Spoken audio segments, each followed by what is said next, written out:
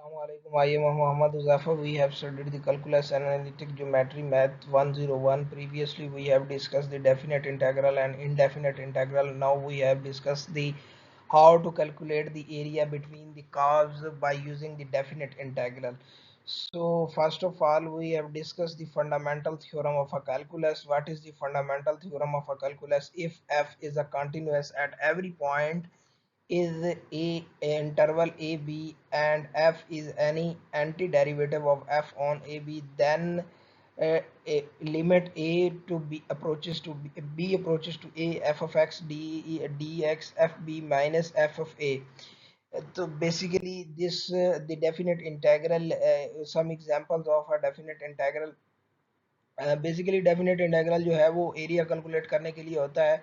अब ये एग्जांपल देखें कि 4 कांस्टेंट है इंटीग्रेशन में. जब 4 की इंटीग्रेशन लेंगे 4x आ जाएगा. x की जगह जब वो वैल्यूज पुट करेंगे 6 माइनस 2 रखेंगे तो 4 को 4 से मल्टीप्लाई करेंगे तो 16 आ जाएगा. एक और एग्जांपल है, x की इंटीग्रेशन जो होगी वो x स्क्वायर होगी, x स्क्वायर बाय 2 होगी. तो एक्स स्क्वायर में जब वैल्यूज पुट करेंगे 8 square minus 4 square is equal to 32 minus 8 is equal to 24 आ जाएगा. ठीक है. एक और एग्जांपल है एक्स स्क्वायर की इंटीग्रेशन आ गई x cube over x 3. So x cube में जब वैल्यूज पुट की तो सिंप्लीफाई किया और आंसर आया 32.67.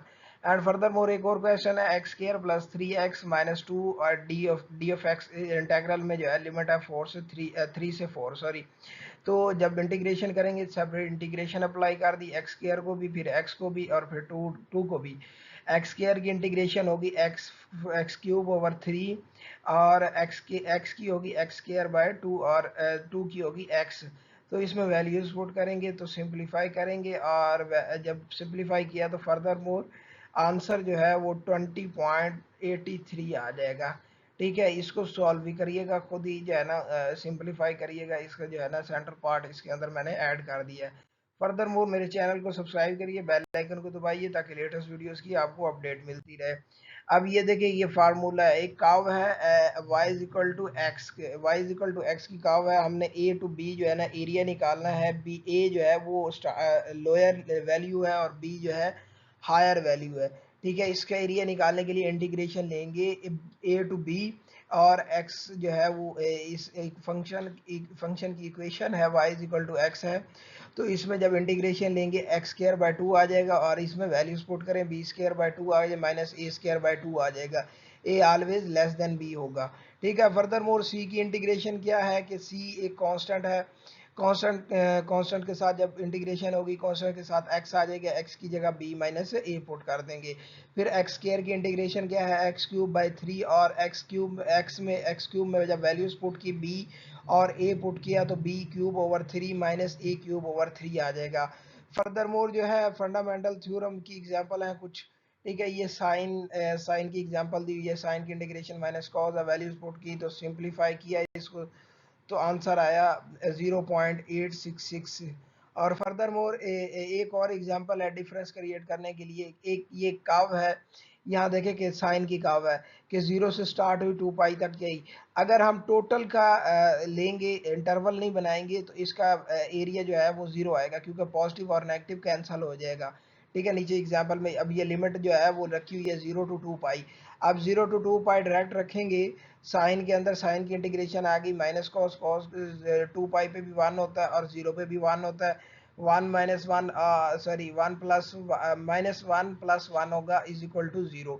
अब ये देखिए ये टोटल का है. अगर हम यहाँ एक ब्रेक लगा देते हैं इंटरवल पॉइंट पाई पे बना देते हैं तो फिर इसका एरिया आ जाएगा 4 क्योंकि अपर भी कैंसिल नहीं होगा फिर लोअर अपर लोअर के साथ कैंसिल नहीं होगा.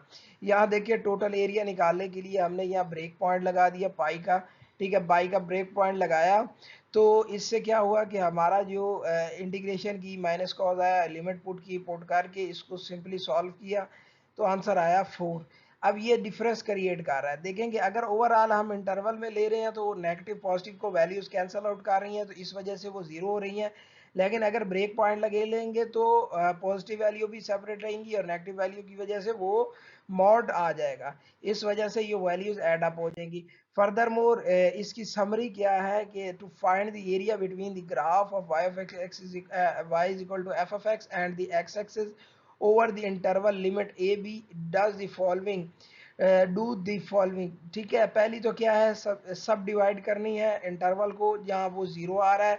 ठीक है, जीरो पे जो है ना उसको सब डिवाइड करना है, फिर इंटीग्रेट करना है F of x over each interval, सब इंटरवल, हर इंटरवल पे उसको जो है ना इंटीग्रेशन करनी है, फिर एब्सोल्यूट वैल्यूज जो है वो एड अप करनी है।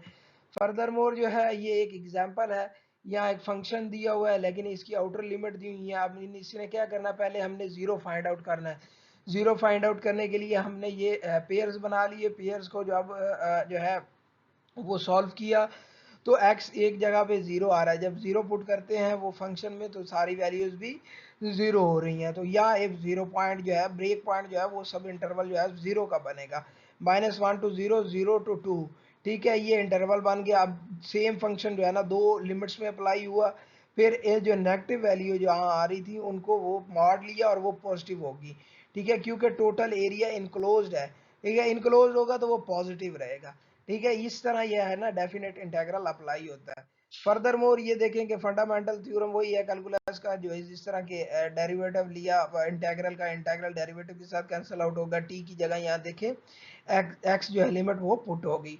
ठीक है, ये सेम है कि एंटी डेरिवेटिव इंटीग्रेशन जो है वो एंटी डेरिवेटिव होता है, और डेरिवेटिव और एंटी डेरिवेटिव आपस में कैंसिल आउट हो जाती हैं।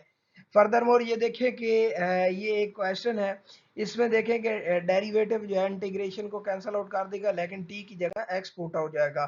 ठीक है, इसी तरह फर्दर मोर ये क्वेश्चन है, और ये दो क्वेश्चन है, दो पार्ट है। ठीक है, बी पार्ट को जब सॉल्व करते हैं कि देखिए डेरिवेटिव इंटीग्रेशन को कैंसिल आउट कर देता है लेकिन टी की जगह एक्स स्क्वायर आ जाता है। ठीक है, यहाँ डेरिवेटिव इंटीग्रेशन को कैंसिल आउट कर देता है बट जो है टी की जगह एक्स आ जाता है। और नेगेटिव साइन क्यों आ रहा है कि हमने जो है वो लिमिट जो है शफल अटकी है, क्योंकि अपर लिमिट जो है वो उसके अंदर पुट होती है। ये याद रखिएगा, ये अब x ऊपर है तो यहाँ x है, अगर यहाँ 5 है तो ये 5 नहीं पुट कर सकते। ठीक है, उसके लिए ये लिमिट चेंज की है, x को ऊपर लेके आए, x को फिर पुट किया है। ठीक है, ये सॉल्व किया, -3x sin x आ गया। फर्दर मोर ये देखें कि जो है ये एक और क्वेश्चन है, यहाँ देखें कि हम डायरेक्ट जो है वो लिमिट लेंगे, इंटीग्रेशन लेंगे, डेरिवेटिव इंटीग्रेशन के साथ कैंसिल होगी। फर्दर मोर एक्स की डेरिवेशन भी आएगी, ये याद रखिएगा। ठीक है, यहाँ एक्स की रिप्लेसमेंट में एक्स स्क्वायर है, क्योंकि वहाँ एक्स की डेरिवेशन आई थी तो 1 हो गई थी, और 1 होने की वजह से वो शो नहीं हो रही थी।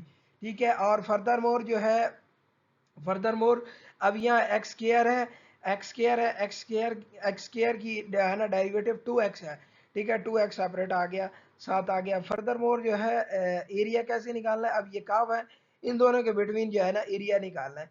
एरिया निकालने के लिए हमें जो है पहले ये देखें कि एक ग्राफ को अंडरस्टैंड करें कि ये एरिया निकालना है तो पहले यहाँ से ऊपर वाला एरिया निकालना पड़ेगा, फिर नीचे वाला एरिया को माइनस करना पड़ेगा, तो अब ये फिर एरिया बच जाएगा। अब ये ओवरऑल एरिया निकला हुआ है, फिर उसको साथ माइनस किया हुआ है, माइनस किया हुआ है तो माइनस किया तो जो है ना वो उससे एरिया निकल गई, एरिया जो है वो जो ये सेंटर वाला पार्ट है वो रह गया।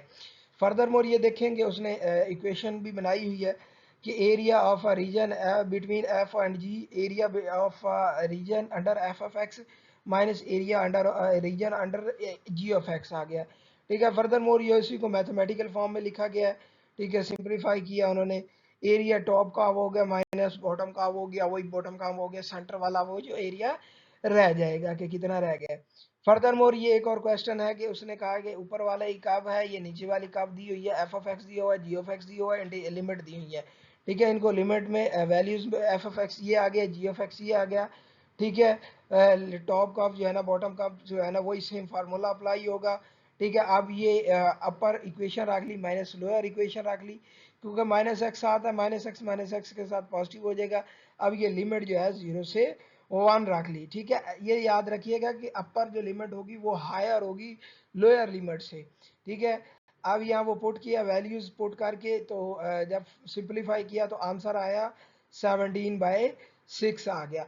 फर्दर मोर ये एक और क्वेश्चन है, f f x g of x, ये देखिए कि ये कर्व है, यहाँ काट ऑफ हो रही है, ये लोअर कर्व है, ये अपर कर्व है, तो अपर कर्व से लोअर कर्व की वैल्यूज लिमिट लिमिट दी हुई है। ठीक है, लिमिट जो है इंटरसेक्शन लिमिट नहीं दी हुई तो इंटरसेक्शन पॉइंट निकालना है। अब यहाँ देखिए कि 2 minus x square is equal to x, अब यहाँ से इंटरसेक्शन पॉइंट निकाल लिया, इंटरसेक्शन पॉइंट लगा के यहाँ से लिमिट निकल जाएंगी, पेयर्स बनाए तो 2 लिमिट निकल गई। अपर लिमिट होगी 1, लोअर लिमिट होगी -2, ठीक है। अब यहाँ वैल्यूज पुट, अपर फंक्शन किया माइनस लोअर फंक्शन पुट किया और फिर लिमिट पुट की, ठीक है। इसको सॉल्व किया तो 9/2 आ गया। अब एक और क्वेश्चन है, तो फर्दर मोर इसमें यहाँ देखें, यहाँ भी काट ऑफ हो रहा है लेकिन यहाँ भी लिमिट नहीं दी हुई, तो इसका क्या करेंगे, इंटरसेक्शन पॉइंट लेंगे, ठीक है। इंटरसेक्शन पॉइंट लिया, इंटरसेक्शन पॉइंट पेयर बनाए, पेयर से वैल्यूज निकाली, 2 और -2 आ गया, अब ये 0 भी साथ आ गया, ठीक है। यहाँ देखें कि यहाँ आप 2 इंटरवल भरेंगे, 0 पे ब्रेक पॉइंट होगा, ठीक है। यहाँ देखिए 0 पे ब्रेक पॉइंट है, F of X minus G of X आ गया, फिर 0 से 2 आ गया, यहाँ उलट हो जाएगा, ठीक है। यहाँ ब्रेक पॉइंट आ गया, यहाँ उलट हो जाएगा, उसकी वजह यह है ग्राफ क्योंकि फ्लिप हो रहा है इसलिए वो उलट हो गया है। फर्दर मोर यहाँ देखें जो है ना इक्वेशन पुट की, फंक्शन पुट किए, लिमिट पुट की, इसको सॉल्व किया तो 24 आया, ठीक है। फर्दर मोर इसमें ये देखें कि वही इक्वेशन आ गई, सेम टॉप का माइनस बॉटम का आ गई, और इसी तरह राइट का माइनस लेफ्ट का आया, सेम जो है ना सिमिलैरिटी है। फर्दर मोर एक और क्वेश्चन है, इसमें देखें कि यहाँ राइट का है, एक लेफ्ट का है, ठीक है। लेफ्ट का क्या है, एफ ऑफ वाई है, और राइट का क्या है, जी ऑफ एक्स है। तो इसी तरह फिर माइनस किया जी ऑफ वाई से एफ ऑफ वाई, ठीक है, माइनस किया और लिमिट पुट कर दी, ठीक है। लिमिट वाई से इंटरसेक्शन पॉइंट से निकालनी है, ठीक है। इंटरसेक्शन पॉइंट से लिमिट निकालनी है और वैल्यूज पुट की है, 9/2 आ गया। फर्दर मोर जो है इवन फंक्शन और ऑड फंक्शन का बताया हुआ है। Even function of F of x, if F of X minus x, वो बताया हुआ है कि अगर ये माइनस बाहर ना आए तो ये इवन फंक्शन है, ये माइनस बाहर आ जाए तो ये ऑड फंक्शन है, ठीक है। ये बताया हुआ है। फर्दर मोर ये देखे कि यहाँ इवन वैल्यूज हैं, ठीक है। यहाँ माइनस वैल्यूज भी पुट करते हैं, एक्स की माइनस वैल्यू पुट की लेकिन वाई की पॉजिटिव वैल्यू आई, आउटपुट पॉजिटिव आई, ठीक है। लेकिन यहाँ देखिए नेगेटिव वैल्यू पुट की तो नेगेटिव आउटपुट आई, इसको ऑड फंक्शन कहते हैं, ये इवन फंक्शन है, ठीक है। फर्दर मोर मेरे चैनल को सब्सक्राइब करिएगा, बेल आइकन को दबाइएगा ताकि लेटेस्ट वीडियोस की आपको अपडेट मिलती रहे। और ये देखें कि ये एक थ्योरम है इवन फंक्शन का, कि इवन फंक्शन होगा तो वैल्यूज क्योंकि वो सिमेट्रिक इंटरवल है और वैल्यूज जो है ना वो सेम हो जाएंगी, तो ये तो मॉड ले लिया जाएगा नेगेटिव वैल्यूज का, इसलिए 2 हो गया। अगर ऑड फंक्शन होगा तो ये negative positive values cancel out कर देंगी तो 0 रह जाएगा, ठीक है।